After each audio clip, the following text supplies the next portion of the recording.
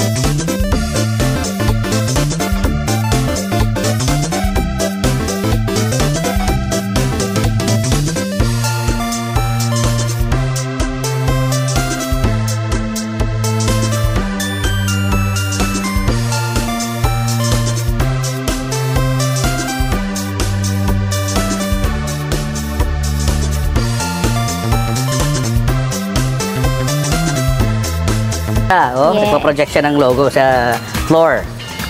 Yan, Ayun, ito naman, oh my kaya siya gosh, may look at ano that. siya dito. Actually, champagne glass, nagkamali ako. So, yan. Champagne. Yan, pwede siya dyan. Tapos may champagne holder dito. Tapos pwede mo siya ilagay dito kasi nag-chill. Wow! So, may chiller din siya. So, pag Kasi ano, champagne dyan. yan, armrest lang siya pag ano. Social, no? Pag on a normal day. Oo. Para ka nasa first class na aeroplano. Yan. So, pwede siyang ibalik. Yan, isa sa mga reasons. Pag may kakaiba, yun yung... Oh, yun naman nag-a-attract sa'yo, no? Yes. Yung unique, no? Oo. Yan. Galing.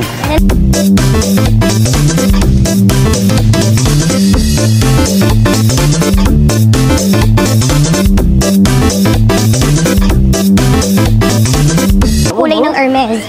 Tapos may skylight siya sa taas. Parang may mga stars. Yes. Oh my God. Parang limo, no? Yes. Oo. Tapos ang doors niya pa ganyan. So, pa-open siya pa ganyan din. So, kaya mo to kinuha dahil... Kasi ito, may payong, oh. Natutuwa ako sa payong. Paano Tuwa to? sa payong. Ayan. Pero hindi ko pinagagamit yung payong na to. Hindi pwedeng gamitin. Oo, kasi mahal yung payong. Oo. Ayan. Ganda.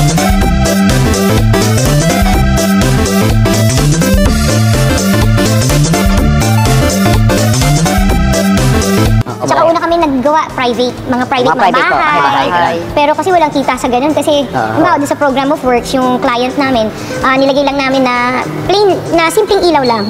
Aba, gusto ending, yung end product, chandelier na. Eh, wala naman dun sa, Sa budget, program, oo. wala sa budget. Minsan ang hirap nila Abonado ka pa.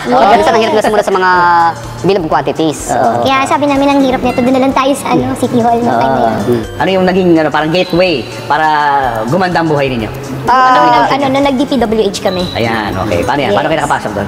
Bali, nakapasok kami doon, nag-bid lang at saka nagkaroon ng opportunity at ginanda lang namin po ang gawa namin, tuloy-tuloy. Maliit na project to. Malit lang po, hanggang lumaki hanggang nagtuloy-tuloy po ang mga experience namin, hanggang naging malalaki na po yung mga Ano projects yung nakuha yung sa DPWH? Di ba ang daming, sabi nga nila, madaming bidding, red tape, mga ganun. Yes. Hindi, wala. bid lang po. Oo, Bid Paano lang. kayo nakalusot doon sa bidding?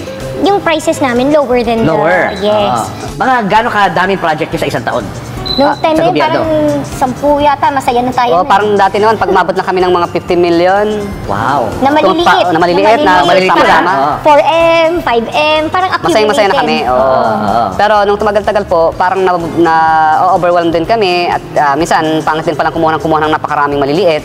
Parang mas maganda pala na kumuha ka na lang ng Isang kahit malaki. mga isang malaki o dalawang malaki para yung pagbabantay at monitor mo dalawa lang halos. Kaysa kumuha ka ng 10 malilit na tag 5 million o di ka tag 10 million. So yung management mo, hindi ganun karami. At hindi rin karami yung set na equipment na pwede mo gamitin sa... Pati documentation niya. Pati documentation niya, mahirap pag masyadong marami. Anong malaking project ang nagawa nyo na nagpabago ng buhay niyo? Actually, marami. Kasi nagsunod-sunod eh. Sunod-sunod na. Nagsabay-sabay pa nga eh. Tapos, dahil sa mga ahensya ng gobyerno, hindi ko mo naman talaga kailangan ng sobrang laki ng puhunan kasi may mobilization naman po yan. So, yun lang naman piniikot namin ng piniikot at may tulong ng kapirasong tulong ng bangko, yun lang po. Saka importante yung trust nila sa inyo. Yes. Hindi dapat masira. Opo. So yun na, nakapagawa na kayo ng mga sunod-sunod na project. Paano nabago nito yung buhay ninyo? Ano mga changes na nangyari? Siguro ang sa buhay, personal life namin, hindi na kami nag-iisip kung, or hindi kami natatakot mag-grocery.